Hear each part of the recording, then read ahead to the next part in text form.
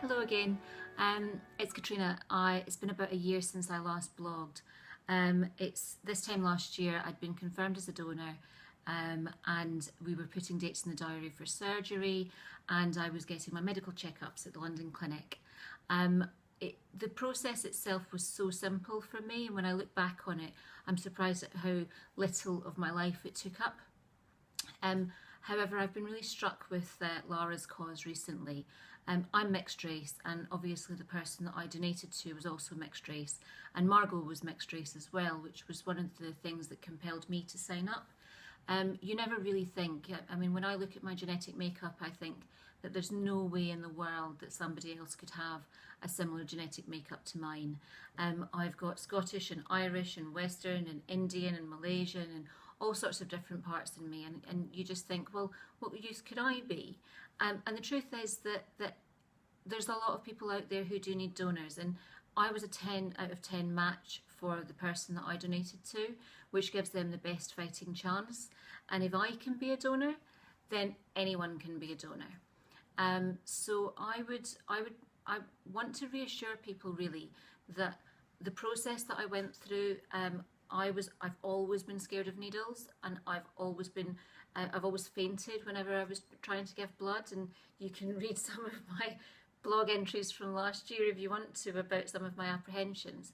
None of that mattered, because when someone tells you that you have the opportunity to save someone's life, there's something inside you that kicks in, and you realise that you're part of a world community, and that it doesn't even become a question. You overcome all of these different types of phobias and fears, and you find time.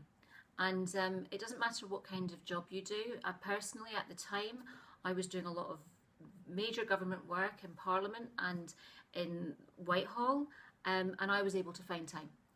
I was able to find time to donate, and it didn't interrupt any of the contracts that I did. In fact, it didn't even make an impact on the type of things that I was trying to achieve at the time. So anyone who comes up with the reasons of, oh, I don't have the time, or I just don't think I would be suitable, or any of those things, my suggestion to you would be to throw your hat in the ring. I know that the campaign that currently is running for Lara is Match for Lara, but if you need information, I know that you can get such a massive amount of information on the Team Margot website. So go to teammargot.com, and you'll be able to read some of my video blogs from last year, and you'll be able to see some of it, get an insight into some of the things that I went through, if you've got any doubts at all. And I would encourage you that if you know anyone who is mixed race, then please encourage them to sign up to the registry. Anyone from ethnic minorities, you guys also need a lot of help as well. And even if you are white, Western, and you're in that 60% bracket, 60% still isn't good enough.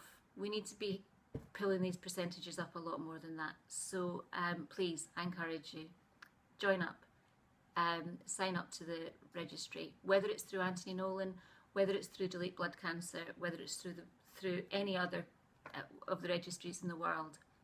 Just do it, because when you're called up, believe me, it's one of the most amazing feelings in the world. Thanks.